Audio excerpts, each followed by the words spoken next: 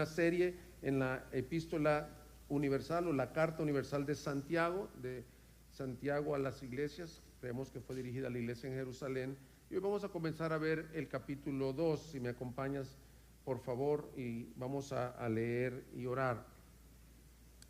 Antes de leer y orar, quiero decirte que Santiago, mis hermanos, es un libro altamente, digamos, con demandas éticas, es decir, con demandas a vivir el cristianismo. Precisamente la semana pasada hablábamos de una base que tiene Santiago muy fuerte: sea hacedor de la palabra y no solo oidor. Yo creo que lo que vamos a ver ahora es la continuidad a ese llamado. El capítulo 2, básicamente, hermanos, es un capítulo en donde se va a mostrar que la fe del cristiano tiene que ser vista o acompañada de obras. Y por eso en la época de la Reforma, Martín Lutero tenía la duda si este libro debería de estar en el canon, y yo creo que este es el error de entender que Santiago está diciendo que las obras te justifican para salvación. Eso sería un error. Santiago está diciendo lo contrario. Santiago está diciendo que la fe debe de ser evidenciada por obras. Y hoy particularmente veremos algo que he titulado: amarás a tu prójimo como a ti mismo. Una de las obras más evidentes de que tú has nacido de nuevo es que cumples la ley del Señor, que es amor, amar a tu prójimo. Y con esto en mente, hermanos, quisiera que leyéramos. Hoy estaremos hasta el versículo 13, pero ustedes se fijan que lo que continúa sigue hablando de lo mismo: la fe sin obras está muerta. Entonces nos quedaremos del versículo 1 al 13 y oramos para que Dios pueda hablar a nuestros corazones. Dice así la Escritura: hermanos míos, no tengan su fe en nuestro glorioso Señor Jesucristo,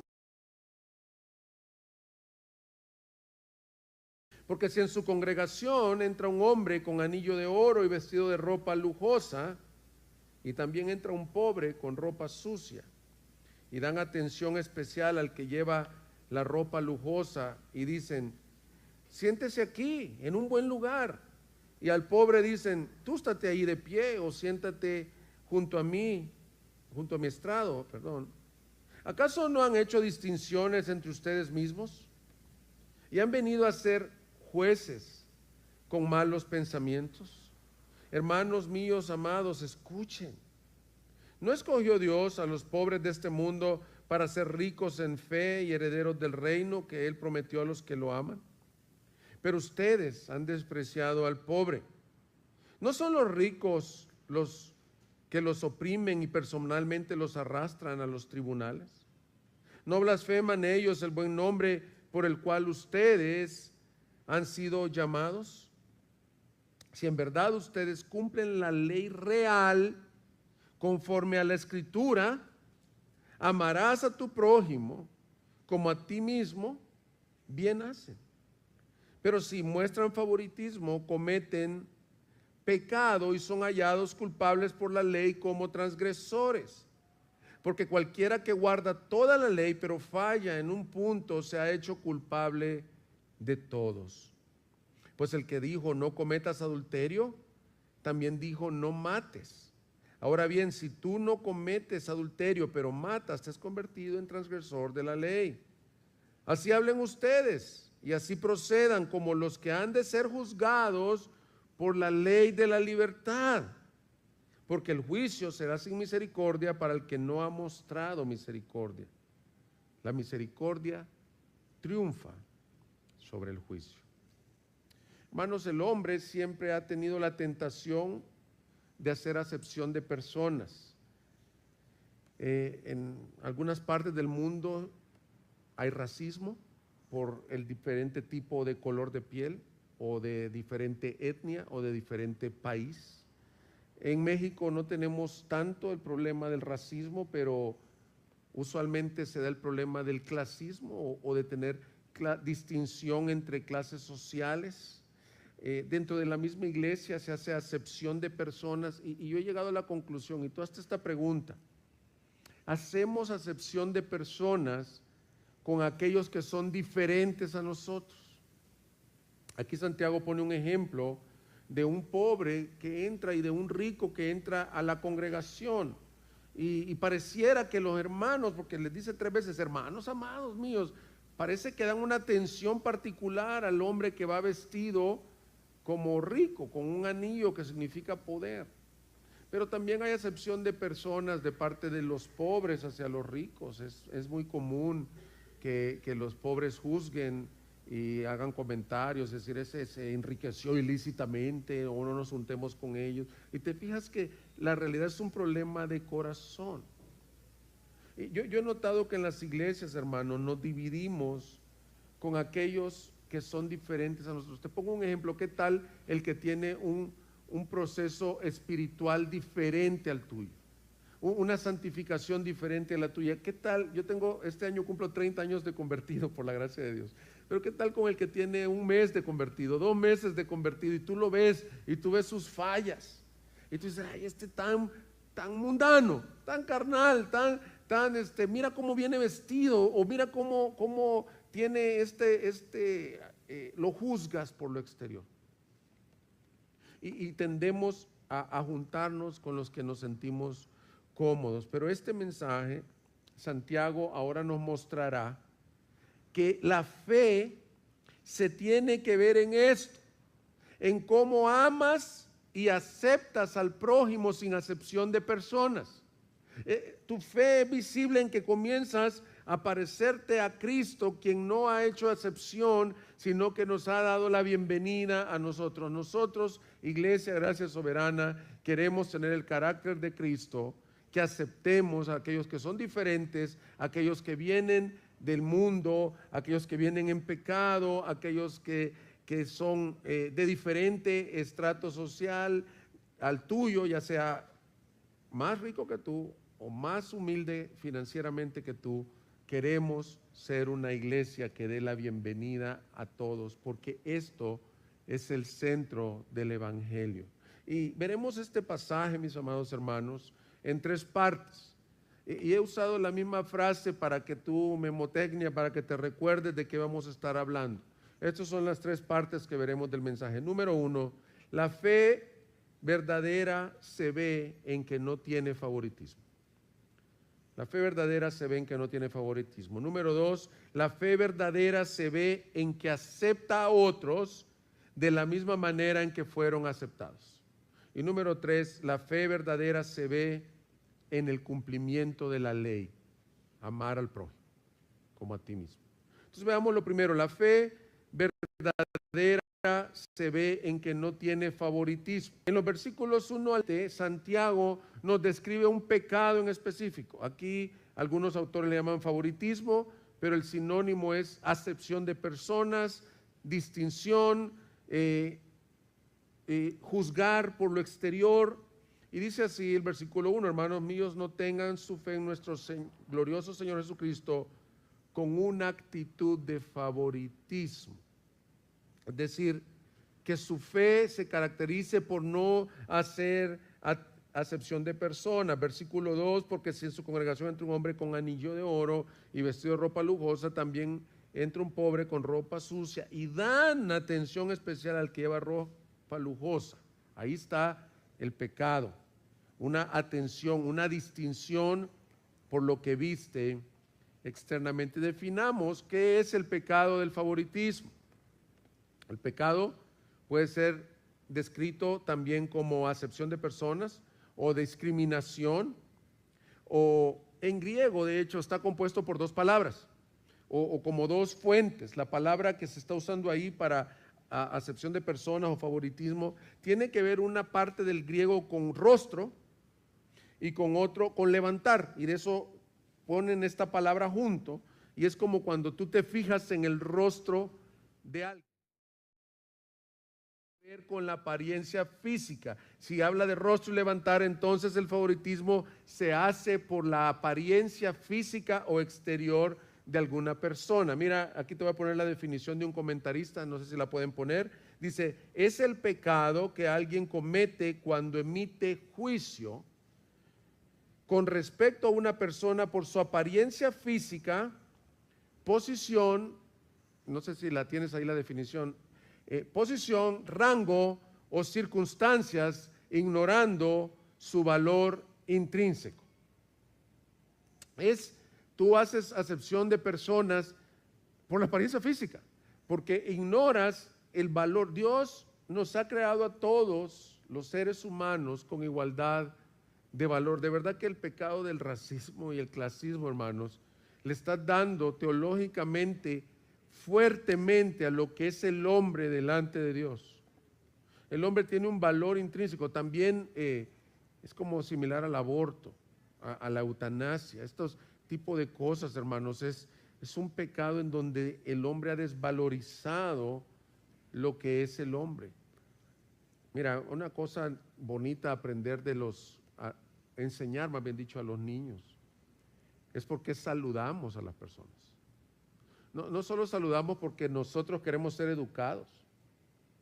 Saludamos porque la persona, independientemente de la función que tenga en la sociedad, él es digno porque lleva la imagen de Cristo. Él tiene un valor intrínseco, no es por la persona exterior. Yo le enseño a mis hijos, por ejemplo, a saludar a los barrenderos, a las personas que recogen basura, porque la tentación normal de un niño o de un adulto es como pasarlos por desapercibido.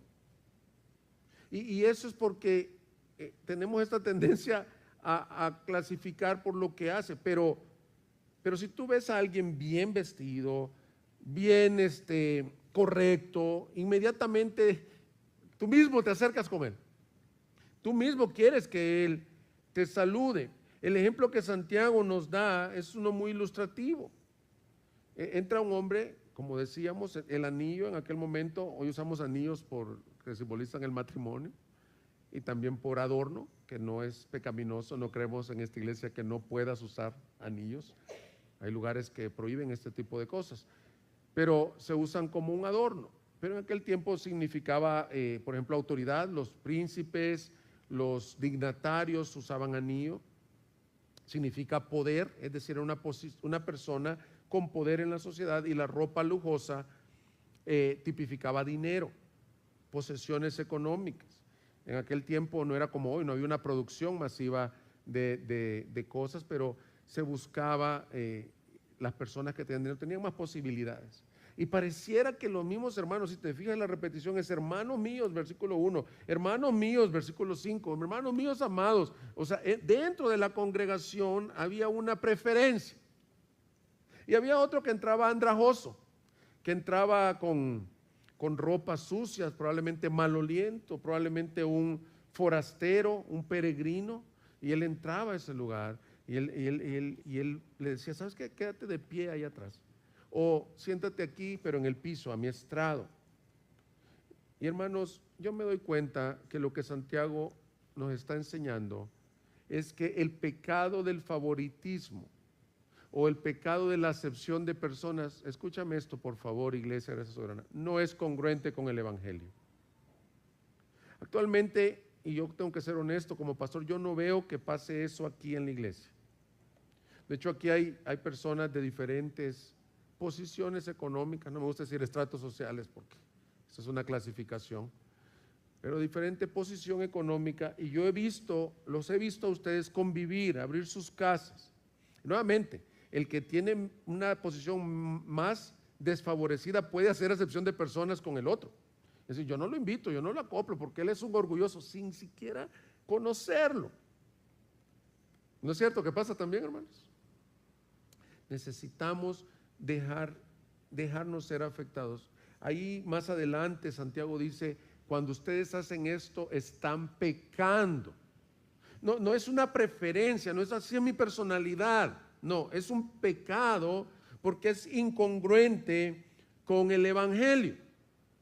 El Evangelio de Jesucristo es uno que abrió sus puertas, sus brazos y dijo, venid a mí todos los que estáis cansados, necesitados. Él dice que el anuncio del Evangelio salió por las puertas y dijo, metan a los cojos, metan a los mancos, metan a los menesterosos. El evangelio ha buscado atraer a todo tipo de personas. Y lo más trágico de la historia es que cuando tú haces esto, te vuelves en juez. Mira el versículo 4. ¿Acaso no han hecho distinciones entre ustedes mismos? Quiero que pongan atención a lo que está diciendo Santiago. Ustedes mismos también en otro tiempo eran menesterosos, pobres, desventurados espiritualmente, rechazándose. Ustedes mismos han hecho distinción entre ustedes y han venido a ser jueces con malos pensamientos. Quiero hablarte que el pecado de distinción de personas, de acepción de personas, tiene este problema, se llama el juicio. Lo que una persona hace al distinguir a otros se llama juzgar. El juicio es pecaminoso y de hecho es un prejuicio. Tú lo juzgas por su apariencia física y no sabes. Mira, les voy a dar un ejemplo, hermanos. Nos vinieron a dar una capacitación de prevención contra el abuso de menores. Y en el libro dice lo siguiente: si tú ves a un hombre bien vestido, con un traje completo, bien peinado, así como Superman, que no tiene ni un pelito, bueno, como Clark Kent, solo el flequito aquí, pero todo bien peinadito, con los zapatos boleados, con un reloj que le combina con su attaché, con su mochila, lo que sea que traiga. Tú dices, este hombre habla bien, es bien parecido. Tú dices, este hombre es incapaz de hacerle un agravio a mi hijo. Y tú ves en la calle a uno desgrebado, con el cabello suelto, con tatuajes, con piercing, y tú dices, ese es el violador. ¿Y sabes qué dice en estos cursos de capacitación de prevención de menores? Muchas veces el abusador es el que se gana más tu confianza, el más atractivo. Pero nosotros juzgamos por lo externo. Y el problema es que nos volvemos jueces. El ser jueces, hermanos, dice la Escritura, no juzguéis nada antes de tiempo, porque el Señor conoce el corazón. Nosotros estamos limitados. Y dice el versículo 12 más adelante: así hablen ustedes y así procedan como los que han de ser juzgados por la ley de la libertad. Está hablando que la ley de la libertad es la Biblia. ¿Se acuerdan que lo vimos el domingo anterior? La ley de la libertad. Ustedes van a ser juzgados de acuerdo a la palabra de Dios, a la ley de la libertad. Y mira lo que dice: porque el juicio será sin misericordia para el que no ha mostrado misericordia. La misericordia triunfa sobre el juicio. Es decir, si tú eres una persona que no tiene misericordia de otros, que tú te pones como más santo. Miren, yo siento que a veces la acepción de personas viene por el fariseísmo. Yo no he visto tanto el clasismo, y de verdad, si tú nos visitas, tienes algún tiempo visitándonos y tú has sentido que aquí alguien no te ha acoplado o te ha hecho el feo, yo te pido perdón, porque reconocemos delante de Dios que eso es pecaminoso. No queremos ser una élite, pero yo he notado que este pecado se da cuando nosotros juzgamos más bien intenciones de la persona por lo que nosotros creemos, son prejuicios. Mira cómo se dividen las iglesias cuando hay una arrogancia espiritual, por ejemplo. No, que él no tiene la doctrina ortodoxa, que él no es calvinista, de lo que sea. Y entonces nosotros juzgamos y a veces hasta quitamos la salvación de las personas. Y la Escritura dice: el Señor conoce a los suyos. O si viene alguien aquí recién convertido, buscando al Señor, y tú lo ves que entra desordenado, con tatuajes, con cabello quizás en una forma que tú no te peinarías o que tú no vestirías a tus hijos, entonces tu primera impresión es: mira qué inconverso, qué tremendo. Y yo no estoy diciendo, hermanos, chavitos de 14, 15 años, yo no estoy diciendo, el pastor dijo que nos podíamos hacer tatuajes. No he dicho eso. No saquen de contexto. Si en tu casa no te dejan, si tú crees ante la palabra de Dios que es algo sabio, justo, entonces tienes que obedecer. No me estoy diciendo que nuestra mentalidad es: mira, aquel es, como es diferente, es menos. Y como yo sí conozco las doctrinas, y tengo esto y esto otro, entonces yo soy más, y hacemos y caemos en este pecado. Nosotros como iglesia no queremos ser aquellos que juzguen a los diferentes a nosotros. Queremos ser personas que reciban en su comunión a todo aquel que viene arrepentido delante del Señor. Y quiero hacer una salvedad. Quiero decirte que hemos hablado con el liderazgo de esto. Aquí está Nelson, Isaac, hemos hablado de esto. Queremos ser una iglesia de puertas abiertas. Que venga gente de todo tipo, de todo trasfondo, de todo estrato social, de todo pecado. Pero también somos llamados a cuidar la iglesia. Entonces yo he escuchado que algunos han comentado, oye, pero ¿por qué no dejan que vayamos nosotros a los grupos de comunión? Espérate, también necesitamos conocerte. Mira, en la iglesia que estábamos en Ciudad Juárez, estaba sirviendo yo.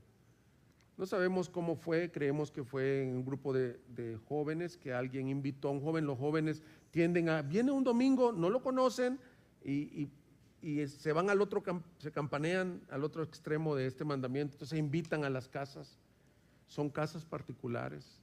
Bueno, en fin, alguien comenzó a extorsionar al pastor Carlos y pidió una cantidad grandísima como para el siguiente jueves. Tenía nombres de los hijos, de las personas, me mencionaban a mí en la extorsión. Entonces, quiero decir esto por si nos visitas. Lo que el mensaje está corrigiendo es una actitud de favoritismo, de desprecio. Pero la iglesia está abierta a todo tipo de personas, pero el Evangelio les dijo, levántate y no peques más. Es decir, toda persona que quiera venir a Cristo, esta iglesia te quiere dar la bienvenida, pero ven con el deseo de ser transformado, de cambiar. Somos llamados también, con esto dicho, a proteger la iglesia de lobos rapaces, de personas que se infiltran a hacer daño a la iglesia, que vienen a dividir, que vienen a juzgar, que vienen a perjudicar. Entonces, habiendo dicho eso es el cuidado que debemos de tener. Pero la exhortación que Santiago te está diciendo es, hey, que tu fe se vea, amado hermano, en que no haces acepción de personas. Y mira, nos da un argumento hermoso. Y quiero que pongas atención al versículo 5, porque nos habla de cómo Dios elige. Dios elige no por vista, sino por lo que está dentro. Dice, hermanos míos, amados, escuchen. No escogió Dios a los pobres de este mundo para ser ricos en fe y herederos del reino que Él prometió a los que lo aman. Mira el argumento. Santiago nos lleva a ver cómo Dios escoge. Dios no escogió a los ricos de este mundo, sino a los pobres. Es decir, no los escogió por ser pobres, es segunda vez que lo menciono. Los escogió a pesar de su pobreza para llevarlos a su riqueza espiritual. Todavía dice, no para llevarlos como el evangelio de la prosperidad, para hacerlos ricos en esta tierra, sino para que hereden el reino. Dios escoge de manera diferente. Dios ve el corazón. Dios escoge soberanamente, escoge incondicionalmente y no en base a lo que Él ve. Y la razón de poner este argumento de Santiago es para decirnos, ustedes no juzguen en base a lo que ven, sino sean como su Padre y juzguen en base a lo que Él tiene, el plan que Él tiene. ¿Me recuerda la historia de cómo escogió Dios a David? ¿Se recuerdan ustedes? Acompáñenme primero de Samuel 16, y si me puede regalar alguien una botellita de agua, se lo agradeceré, por favor. Dice el versículo 1, y el Señor dijo a Samuel, ¿hasta cuándo te lamentarás por Saúl?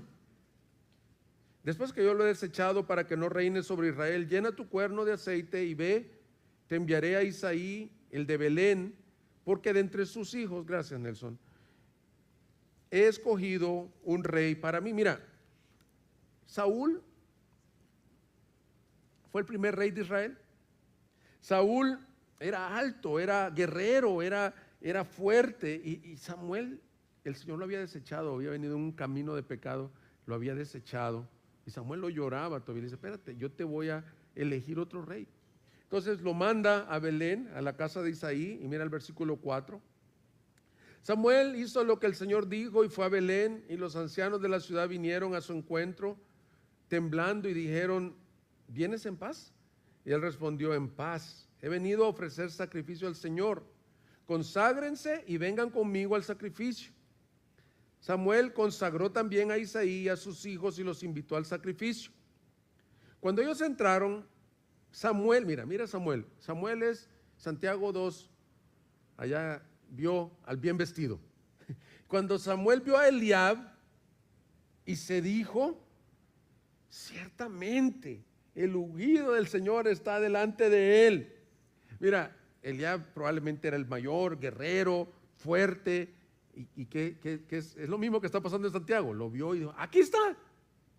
¿Qué? Ya se me olvidó el llanto por Saúl. Aquí está el nuevo rey de Israel. Y mira lo que le contesta el Señor: no mires a su apariencia, ni a lo alto de su estatura, porque lo he desechado. Y mira esta frase: porque Dios no ve como el hombre ve. Pues el hombre mira la apariencia exterior, pero el Señor mira el corazón. Entonces Isaí llamó a Abinadab y lo hizo pasar delante de Samuel y dijo: tampoco este es el escogido del Señor. Después hizo Isaí pasar a Sama, y Samuel dijo: tampoco este es el escogido del Señor. Así hizo pasar a 7 de sus hijos delante de Samuel, pero Samuel dijo a Isaí: el Señor no ha escogido a estos. Samuel preguntó: ¿son estos todos tus hijos? Isaí respondió: aún queda el menor, el que está apacentando las ovejas. Samuel insistió y dijo: manda a buscarlo, pues no nos sentaremos a la mesa hasta que él venga acá. Y envió a buscarlo y lo hizo entrar. Era rubio, de ojos hermosos y bien parecido, y el Señor le dijo: levántate, úngelo, porque este es. Ahora, jovencita de 16, 17 años, porque era rubio, así chinito y ojos bonitos, precisamente eso era el obstáculo. No crean: ay, mira, estaba bien bonito. No, o sea, estaban buscando un guerrero que iba a ir a pelear contra Goliat, así uno tosco, con los dientes medio chimuelos, que fuera a pelear como el primero. No querían al bonito de ojos bonitos. Si no, hubiera dicho: ay, mira, este está bien bonito, ponlo allá. No. Está buscando el Señor, la enseñanza está buscando el corazón. Hermanos, cuando nosotros hacemos acepción de personas, regresando a Santiago, lo que hemos olvidado, hermanos, es que Dios nos escogió a nosotros como escogió a David. No en base de obras de justicia. Ahora, el del vestido andrajoso que entra a la congregación, quiero decirte, hermano, eras tú y era yo. Yo sé que quizás no entraste así. Quizás tú tengas una buena posición económica, pero espiritualmente nosotros éramos esos pobres, esos despreciables, esas personas que no se querían juntar con nosotros. Lo que muestra es que no podemos hacer acepción de personas, porque Cristo ha venido por los humildes, por los desgraciados, por los que no se quieren juntar con ellos, por los no amables. Y eso es la gracia soberana de Dios, que elige a quien no merece ser elegido. Yo no sé cómo eras tú de chavo, pero yo les voy a decir, hermano, me da pena contarle este testimonio, pero yo era ese joven que en la iglesia, las madres de la iglesia decían: no te doy permiso de ser amigo de Roberto. Sentenciaban a sus hijas. A mi primo, mi mejor amigo, le prohibieron mi amistad porque yo era mala influencia para el mundo. ¿Hasta cuándo? Hasta que el Señor tuvo a bien. Entonces yo entiendo lo que es la elección por gracia. No había nada en Roberto decir: ah, mira, este es un buen candidato porque un día va a ser pastor en Guadalajara. No había nada de eso. Este pasaje me ayuda a aterrizarme y decir, cuando entra alguien diferente a mí, decir: no, espérate, no puedes hacer acepción de personas, porque tú eras ese andrajoso. Tú eras el que merecía que Cristo te dijera: siéntate, pero en el piso, allá afuera. Es como la parábola de que invitó a aquellos que a su cena y le dijeron: estoy ocupado, estoy por casarme. Entonces, ¿qué dijo? Vayan por las esquinas, tráiganse a los mancos, a los cojos. Entonces, ahí entré yo, hermanos. Ahí entraste tú de panzazo. Dice 1 Corintios capítulo 1, 26, pues consideren, hermanos, y mira el argumento de Pablo a los corintios, su llamamiento. No hubo muchos sabios conforme a la carne. No entran en las iglesias los más sabios, ni muchos poderosos, hablando de gente rica o con dinero, ni muchos nobles, hablando de realeza. No son esos los salvos en Corintio. Al menos en Corintio no, ni al menos en esta iglesia tampoco. Sino que Dios ha escogido a lo necio del mundo para avergonzar a los sabios. Dios ha escogido lo débil del mundo para avergonzar a lo fuerte. También Dios ha escogido a lo vil y despreciado del mundo, lo que no es, para anular lo que es. Y mira, aquí está la clave, para que nadie se jacte delante de Dios. Cuando despreciamos al hermano que es más mundano, más pecador, más carnal, más pobre, lo que sea que tú juzgues, tú te estás jactando de algo que no eres. Porque tú y yo éramos esos necesitados. Y somos especialistas, hermano. Como no va a haber grupos de casa esta semana, hazte esta pregunta. ¿Quién es el más difícil de que tú aceptes en tu comunión? Si tú ya tienes años en la fe, probablemente eres como los fariseos. Dices, yo no soy como este publicano. Si tú tienes muy buena posición económica, probablemente digas, híjole, con ellos no me siento muy a gusto, me gustan otras cosas. Hermano, que el Señor te examine. Y eso nos lleva a lo segundo. La fe se ve en que acepta a otros de la misma manera en que fueron aceptados por Cristo. Dice el versículo 6, pero ustedes han despreciado al pobre, no son los ricos los que los oprimen y personalmente los arrastran a los tribunales. No blasfeman ellos el buen nombre por cual ustedes, y fíjate esto, por cual ustedes han sido llamados. Quiero llamar tu atención a esos dos versículos. Hay dos partes, una negativa y una, podemos decir, y una base, el por qué debemos de aceptar a otros. La parte negativa dice que cuando tú haces acepción de personas, las personas vituperan el nombre glorioso del Señor. Es decir, si en una iglesia no hay una apertura a los perdidos, a los pobres, a los diferentes, a los menesterosos, lo que va a ocurrir es que hay un menosprecio o dice aquí, una blasfemia al nombre del Señor. El texto no nos dice quién exactamente es el que blasfema. Algunos interpretan que cuando los ricos oprimen personalmente y arrastran a los tribunales a los pobres, en esos tribunales dicen, caray, estos son de la misma iglesia. Y el más rico trae al pobre aquí a un juzgado, entonces vituperan el nombre, no del rico, no del pobre, sino del Señor. Otros dicen que los que vituperan el nombre del Señor son los pobres. Y dicen, otro comentarista dice, el pobre dice, ¿por qué me tratas así si tú también has recibido gracia y me tratas sin misericordia? Y me parece que eso hace sentido por la frase de al final. La característica de recibir a alguien es extender misericordia y no un juicio sin misericordia. Misericordia es considerar al otro, ver lo que quizás él no tuvo las oportunidades que tú tuviste, ver lo que quizás es arrastrado. Entonces, lo primero que nos muestra el versículo 6 es que causa un vituperio al nombre del Señor, pero creo que el argumento es ustedes fueron llamados por ese nombre, por lo tanto, déjense de cosas, vivan su fe y acepten a otros que ese mismo nombre está llamando por gracia. Dice Romanos 15:7, esto está en imperativo. Por tanto, acéptense los unos a los otros. Y mira cómo, como también Cristo nos aceptó para la gloria de Dios. Aquí hay dos palabras claves. Una es acéptense, es un verbo imperativo, y la otra es como Cristo nos aceptó. O sea, los que aceptan a otros son aquellos que han sido llamados por el dulce nombre del Señor y han sido perdonados por el dulce nombre del Señor y no lo vituperan haciendo acepción de personas. Saber que nosotros hemos recibido misericordia hace toda la diferencia. Acéptense como Cristo nos aceptó. Santiago nos llama a armarnos de un sentido de servicio y de aceptación unos a otros, no de favoritismo. Debemos ser una iglesia que acepta a algunas personas. Mira, te quiero compartir un testimonio. Estuve en la conferencia de pastores y fui bendecido de Gracia Soberana hace algún tiempo. Y fui bendecido por el testimonio de uno de los pastores que pasó a dar un reporte. Ellos, hermanos, hace poco decidieron plantar una iglesia en un vecindario de Filadelfia.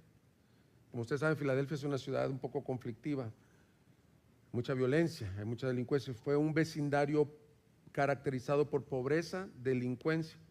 Quiero dar el contexto. Este pastor viene de una buena familia, financieramente hablando, criado en un buen hogar, criado con educación en casa, es hijo de pastor también. Y Gracia Soberana, usualmente los que han podido visitar los Estados Unidos, planta en suburbios, o sea, suburbios un poquito más afuera de estas ciudades, pero él sintió esta carga por ir a este barrio conflictivo. Además, creo que vale la pena aclarar esto, él es blanco y este barrio es mayormente multiétnico, muchos latinos, afroamericanos y de otras nacionalidades. Y esto es lo que nos compartió. Voy a leer textualmente lo que nos compartió el hermano. Dice: hemos creado buenas relaciones con la comunidad, a tal punto que servimos un albergue. Las personas del albergue le recomendaron a una joven que visitara nuestra iglesia. Su nombre es Aitlin. Dice: nunca olvidaré el primer domingo que Aitlin llegó a la iglesia. Yo estaba recibiendo a la gente en la puerta. Venía con una sonrisa, pero con la mirada más sin vida que he visto. Las primeras memorias de Aitlin son de su papá asaltándola o abusándola. Su madre fue asesinada cuando Aitlin tenía 8 años por su papá. Luego vino a los Estados Unidos y prácticamente vivió como esclava por 3 años. Fue rescatada por un doctor, tratada en el hospital y había sido puesta en este albergue. Cuando vino a la iglesia estaba tan quebrantada y golpeada por la vida como se puedan imaginar. Pero desde el primer domingo, yo creo que Aitlin nunca más ha comido sola. Ha ido de casa en casa de los hermanos de la iglesia. Ha ido a todos los grupos de casa de la iglesia. Las mujeres levantaron fondos para poder ayudarle económicamente y que comience su vida de nuevo. Le ayudamos con asesoría legal para que pueda estar legalmente en este país. Una familia le invitó a salir del albergue y se la han llevado a vivir a su casa con ellos, como hija, hermanos. Ahora Aitlin es una hermana en Cristo, restaurada para su gloria y la persona con más gozo que conozco en la vida. Vino huérfana y sin hogar a la iglesia, pero ahora tiene un hogar mejor del que nunca ha tenido. Su historia ha inspirado a la iglesia a abrir sus puertas a los que están desamparados. Hermanos, esto es el evangelio. Porque lo más tremendo es que Aitlin éramos todos nosotros, huérfanos, perdidos, extraviados, esclavos de diversos pecados y deleites, pero tenemos un alto concepto de nosotros mismos y pensábamos que nos merecíamos el lugar, pero nosotros queremos vivir el evangelio en esta iglesia y aceptar a toda persona quebrantada, rota. Nuevamente, si tienes tiempo visitando y no te has sentido integrado, nos disculpamos.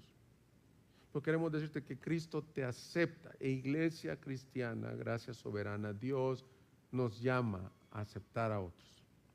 Ahora, eso no quita lo que dije, que tenemos que cuidar, que tenemos que ver si viene alguien con una falsa doctrina, que hay un tiempo para integrarse al servicio, a los grupos de comunión, pero queremos servirte, queremos ser como Cristo, y eso nos lleva a lo tercero.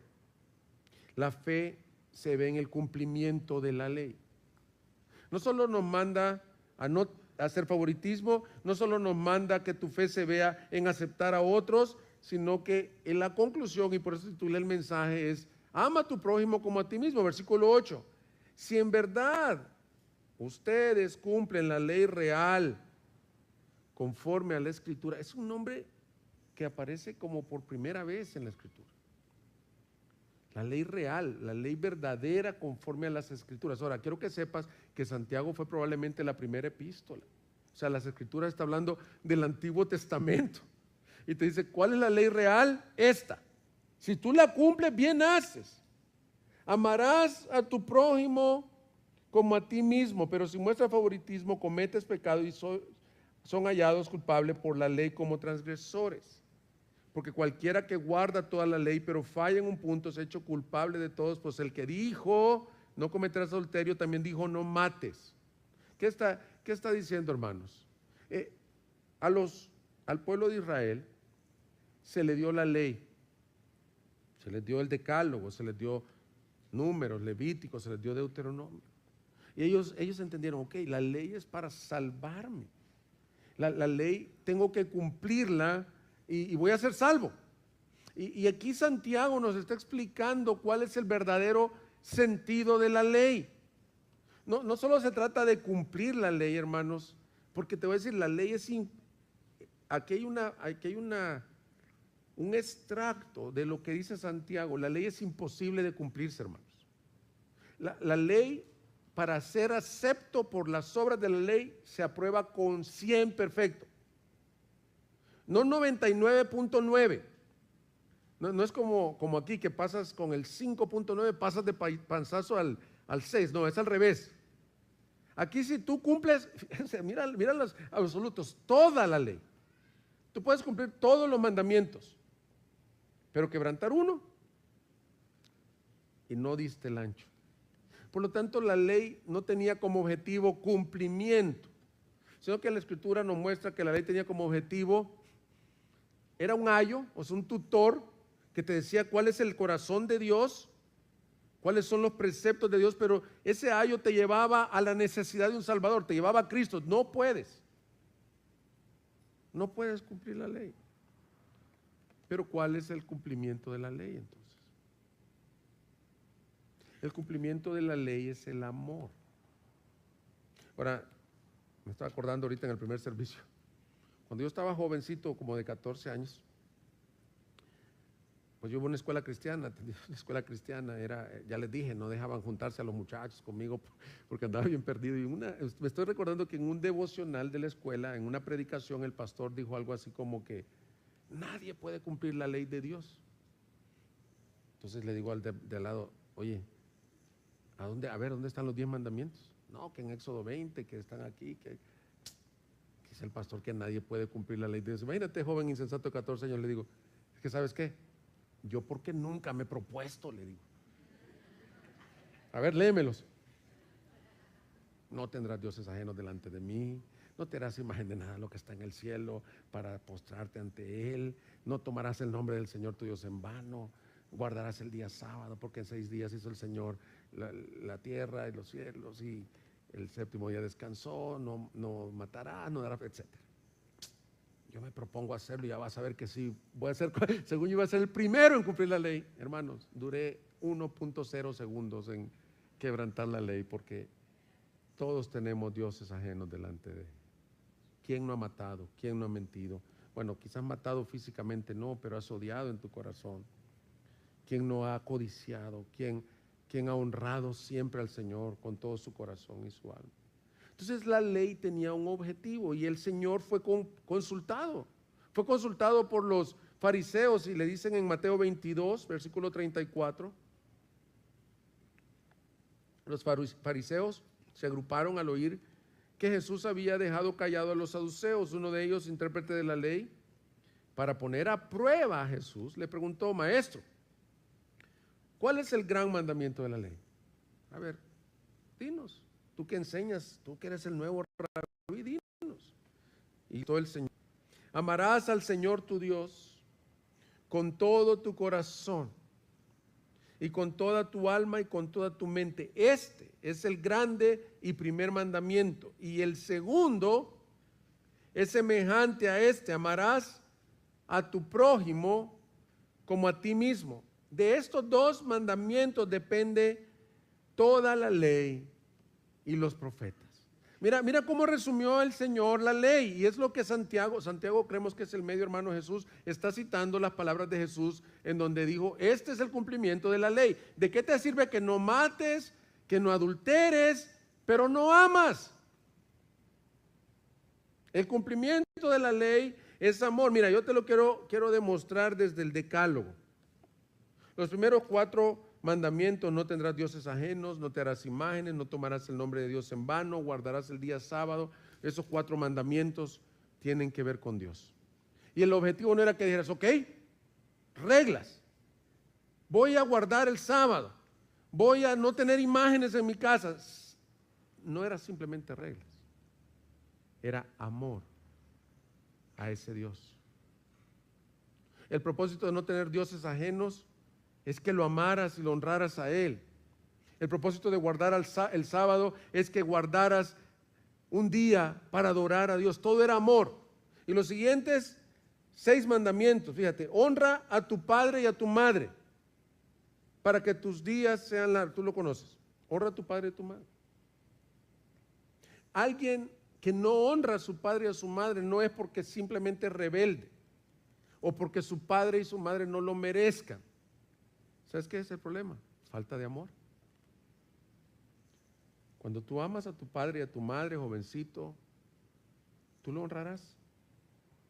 Entonces, mi papá no es digno de mi honra. Bueno, pero cuando el Señor pone este amor, cuando tú cumples la ley en verdad, tú amas. Cuando dice no matarás, claro que el que mata no ama. ¿Cómo puedes atreverte a quitar la vida de alguien más? O el que odia no ama. Porque Jesús dijo que no es solo matar, sino si tú odias en tu corazón, ya lo mataste en tu corazón. Literalmente, qué bueno que los pensamientos y esos odios no son balas. Hermanos, porque si no dice la Biblia que fuéramos culpables de juicio. Cuando alguien quita la vida de alguien o odia a alguien, no lo ama. No cometerás adulterio. Cuando alguien adultera, hermanos, no ama a la otra persona. La codicia, la desea. No ama al cónyuge de la otra persona. Lo destruye. No amas a tu propio cónyuge. No amas a tus hijos. ¿Te das cuenta que toda la ley era amor? No hurtarás.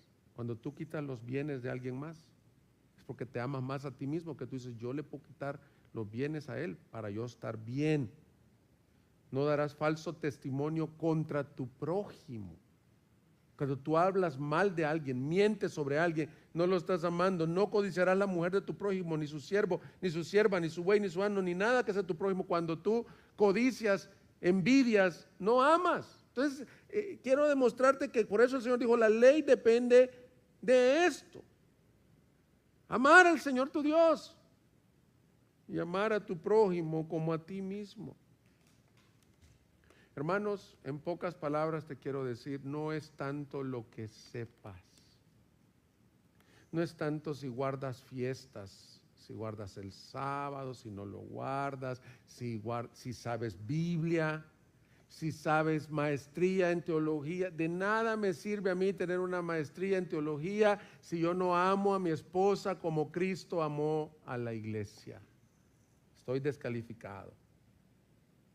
De nada te sirve que tú tengas 100 estudios, hayas dado 50 discipulados, pero tú tienes odio en tu corazón contra alguien y haces acepción de personas.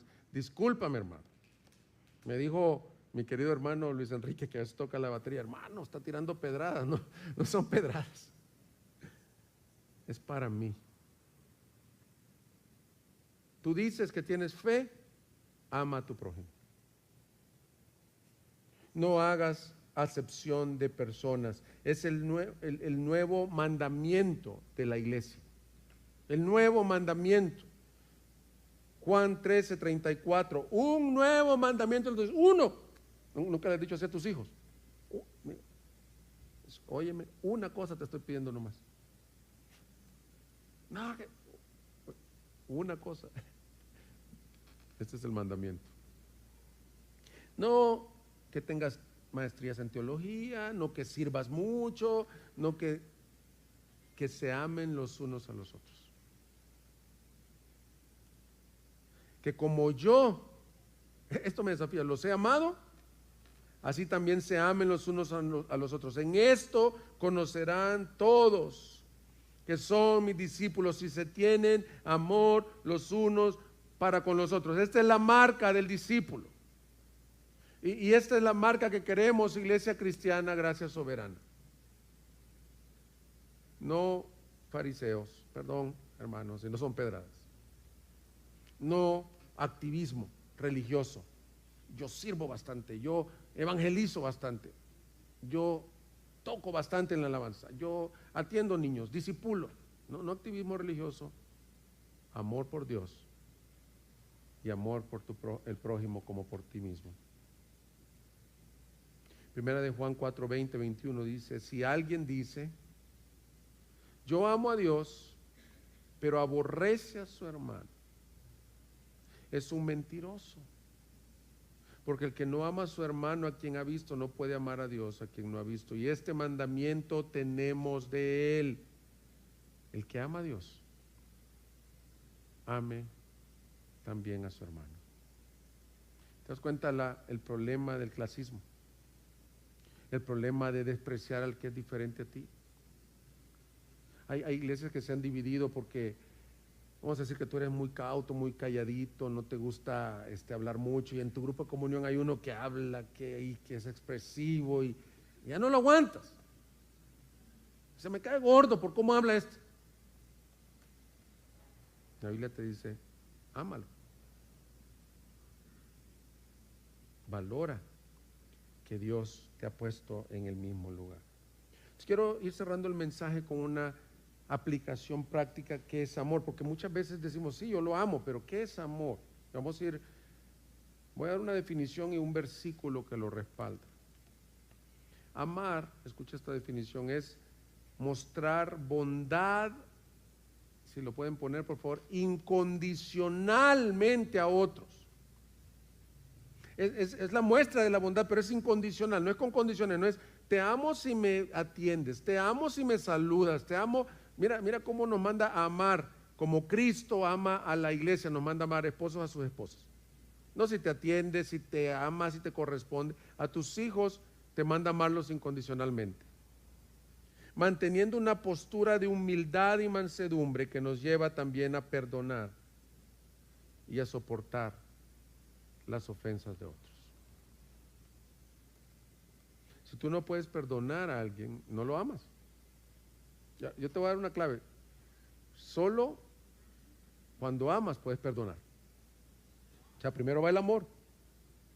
Y luego del amor va el hecho de poder perdonar. Ahora te dije, te voy a dar una definición y un versículo que habla de estas cosas. Mira, la muestra de bondad incondicional, Romanos 12:9. El amor sea sin hipocresía, aborreciendo lo malo, aplicándose a lo bueno. Sean afectuosos unos con otros con amor fraternal, con honra, dándose preferencia unos a otros, contribuyendo para las necesidades de los santos, versículo 13, practicando la hospitalidad, bendigan a los que los persiguen. No es, ay, yo te amo, mi hermanita, mi Betsy, así se dice, mi mejor amiga, mi BFF, mi best friend forever. Ay, contigo somos uña y mugre, yo te amo, o mi compa, nosotros nos quedamos juntos, somos brothers. Bueno, con él no hay dificultad. Pero ¿qué tal contra el que te maldice? Miren, en una ocasión, yo me recuerdo que estaba pensando, hay alguien, no que a mí me cae mal, sino que al revés. esta persona creo que no me soporta ni no me puede ni ver. Yo estaba así como que, ¿cómo lo trato, Señor? O sea, ¿cómo, si me acerco se molesta, si me alejo se molesta? Y estaba orando y el Señor me mostró esto. Ese hermano, esa hermana, fue comprado por la misma sangre de Cristo que tú. Él es amado y limpiado igual que tú, perdonado. Y qué bien, dijo el Señor allá en el Sermón del Monte, tiene que bendigas a los que te bendicen. El que te regaló, hermanito, para Navidad, mira, me sobró del aguinaldo, ahí te va un regalito. Usted le vas a decir, gracias, hermano, Dios te bendiga. Pero el que te injuria, el que te trata mal, hermana amada, que estás casada en un matrimonio, le llaman mixto, que tu esposo no es creyente.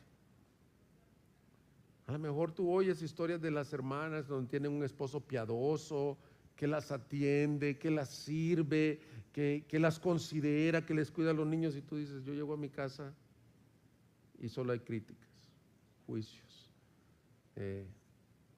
regaños. Bueno, el Señor te dice, por la gracia de Dios, tú puedes amar a esa persona como Cristo te ha amado a ti, a ese cónyuge.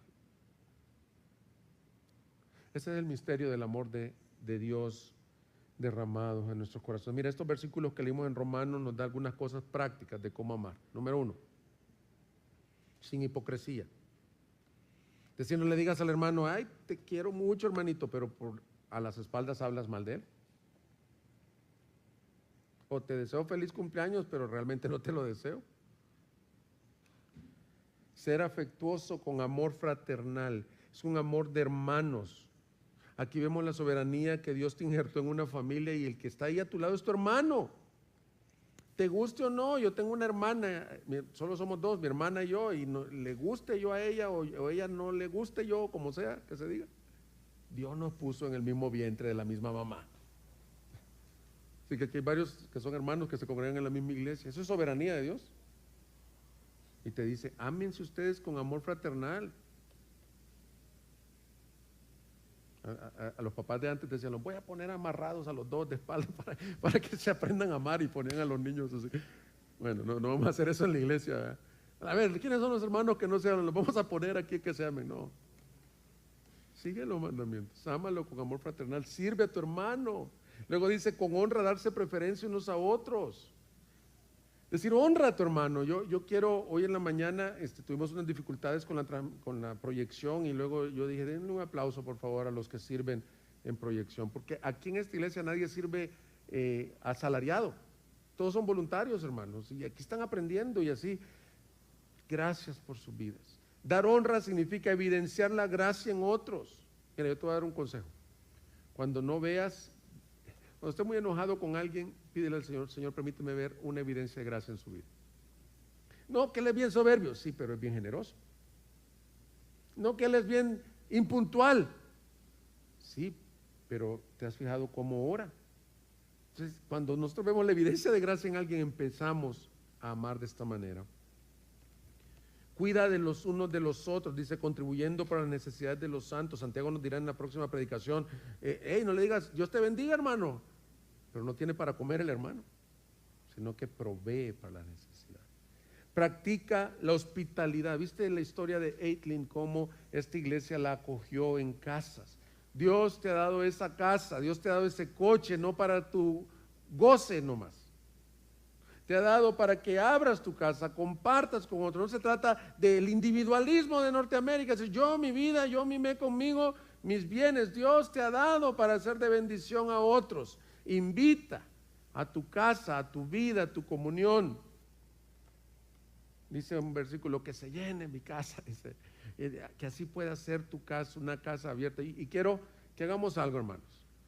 Quiero que demos aquí ahorita un aplauso a todos los anfitriones de Grupo de Comunión. Levanten su mano los anfitriones de Grupo de Comunión.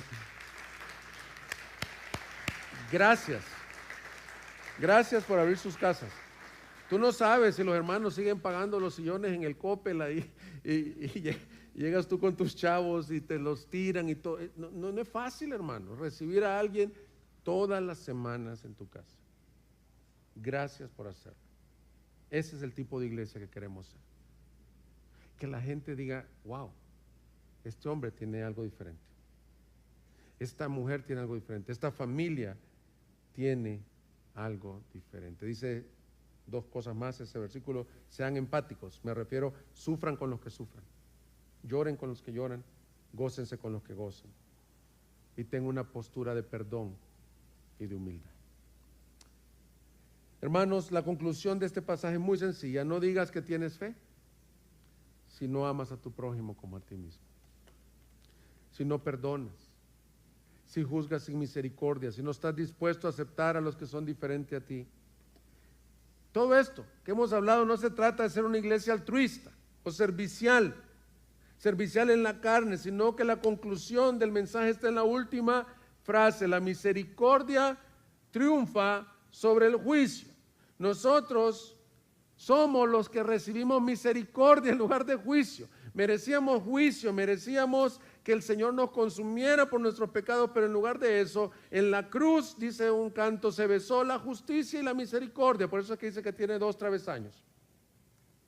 La justicia cayó sobre Cristo, y sobre ti y sobre mí la misericordia. Y cuando tú no eres misericordioso es porque probablemente no has recibido misericordia, pero la justicia no triunfa sobre la misericordia, sino la misericordia triunfa sobre la justicia. Dios extendió misericordia sobre nosotros para que nosotros nos armemos del mismo sentir. Esta semana vamos a recordar cuánta gracia hemos recibido nosotros, para que de gracia recibimos, de gracia demos, que recibamos a los pobres, a los andrajosos, a los pecadores, a los diferentes a nosotros, porque nosotros éramos diferentes, nosotros éramos alejados de Dios, y Él nos dijo: venid a mí, todos los que estáis cargados y cansados, y yo los haré descansar. Amén. Vamos a orar, hermanos, pónganse de pie. Búsquenos en Facebook y YouTube como Iglesia Gracia Soberana Guadalajara y visita nuestra página de internet igsg.org.mx y disfruta de este y otros mensajes. Visítanos, estamos en Avenida San Luis Gonzaga, 5114, Zapopan, Jalisco, México. Estaremos felices de recibirte.